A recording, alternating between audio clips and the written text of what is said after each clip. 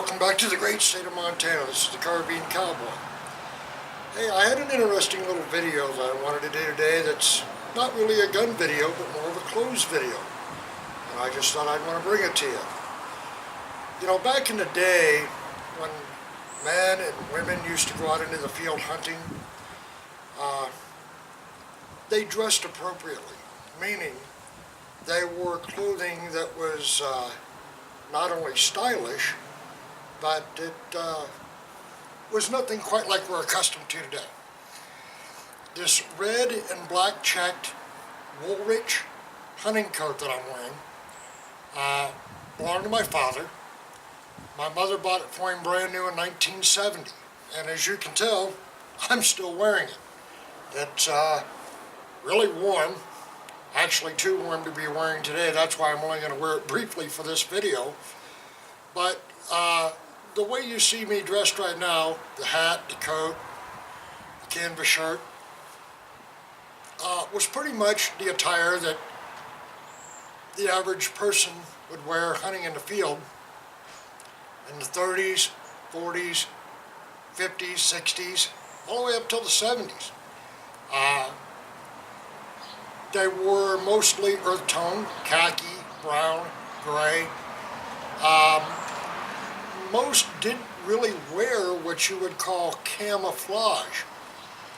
If they did, it was the early World War II kind of brown or green dabbed camouflage that most of us are accustomed to seeing. That was pretty much about it. The purpose of this video was to bring to people that you really don't have to wear camouflage to be an effective hunter. And I'll show you some various different camouflage that I wear and the reason why I wear it. Now, if I'm hunting in a somewhat warmer climate, I wear this. It's kind of a fleece type, mildly insulated, and you can tell this is more of a tree bark type camouflage. And I'll usually wear this with a pair of khaki pants or maybe a set of light wool pants. And if the weather is substantially warmer, I know you guys have seen me wear these before, but I'll wear tiger stripe pants and bottoms. Tiger stripe to me blends in really, really well.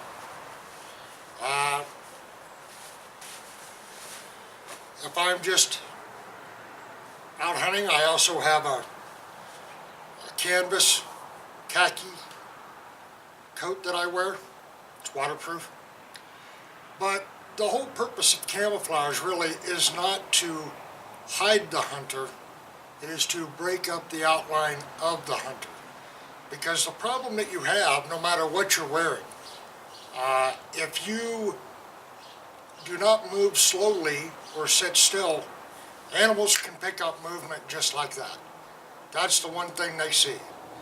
I think where a lot of people have the misconception about camouflage is they seem to think that it hides you. It doesn't really hide you. If you're wearing the wrong colored camouflage for the environment that you're in, you'll stand out like a sore thumb. If you're hunting, or what I do anyway, if I'm hunting in the early part of the year where everything is kind of green or starting to turn colors, I try to wear something that matches that environment. Earth tone colors work really good for that. I try to mix it up. I'll wear a pair of field khaki pants, maybe a dark green or dark brown shirt, and try to sneak along, move still, not make a lot of sound or noise or movement. If I'm hunting where everything is dead, like the latter part of the year where all the grass has turned brown, all the trees are losing their leaves, then I try to mix that up a little bit and maybe wear something like this, But see, the problem that you have is in some states, not all, you have to wear hunter's orange. And some states require that you have to wear a certain amount of hunter's orange. In my state of Montana, you have to wear 400 square inches of orange on your back. It doesn't have to cover the front, it just has to be on your back. So basically that's a 2 foot by 2 foot square piece of blaze orange material on your back. And that cannot be covered up by your backpack or whatever, it has to be visible. So I do know there are some states that require that you have to wear a certain amount. So when you really stop and think about it, if you're hunting in a state that requires you to wear orange, all the camouflage you wear really doesn't hide the orange, does it? And I understand why they do that. It's for safety, but I live by a philosophy that you never shoot at anything until you know what you're shooting at. Common sense, really, but you'd be surprised how many people don't truly understand that. But that's a topic for a different day. Headgear, I'll be the first to tell you, I'm really not a fond favorite of ball caps. They don't really shed the face against wind, rain, or snow, or sun. I prefer wearing like this old fedora or a cowboy hat.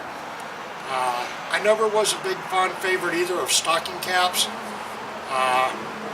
To me, they don't protect the face, and they kind of muffle the sounds that you may or may not hear. Of course, my hearing's not all that great anymore. But I just prefer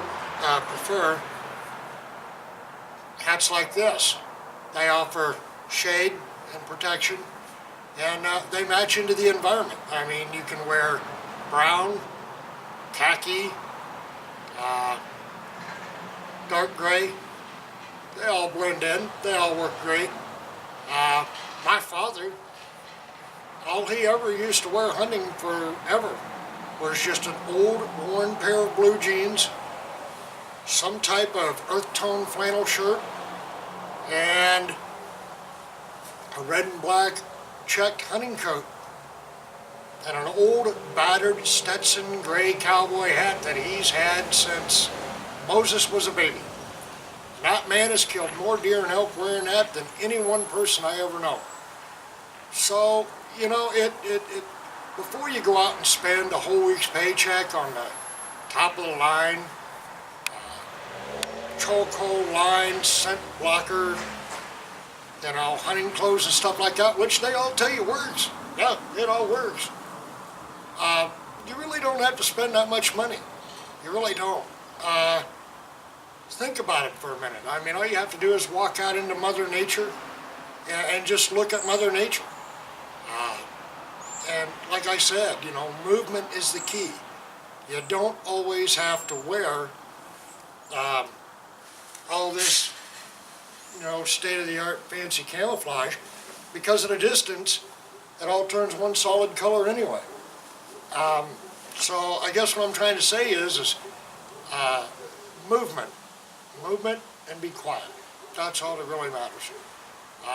As long as you're still, you sneak along, try not to make a lot of noise, stop periodically, look and listen, you'll do great. Now, if you're in the eastern part or southern part of the United States, where you're hunting out of a tree stand for whitetail, again, same principle. Just try to move slowly, and you'll do fine. I mean, you don't have to spend a whole bankroll on all this fancy camouflage. Just some points for you to ponder. Now, as far as footwear goes, here in Montana, it gets pretty cold. It really does. I'm not going to lie to you. And we get snow sometimes. It's knee-deep or better. Good pair of felt-lined boots, or some of the new Thinsulate boots, I guess, work pretty good. Just be mindful of that. Try to match your clothing attire for the weather you're going to be hunting in.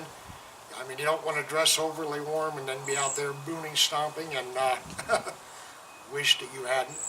But then again, you don't want to dress too light and then get caught out in a squall or a snowstorm and get soaked to the bone and really wish that you'd have brought that heavy coat.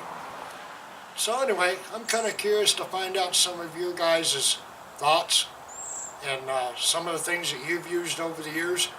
I'm kind of interested to find out. So from the great state of Montana, this is the Carbine Cowboy saying, see you next time.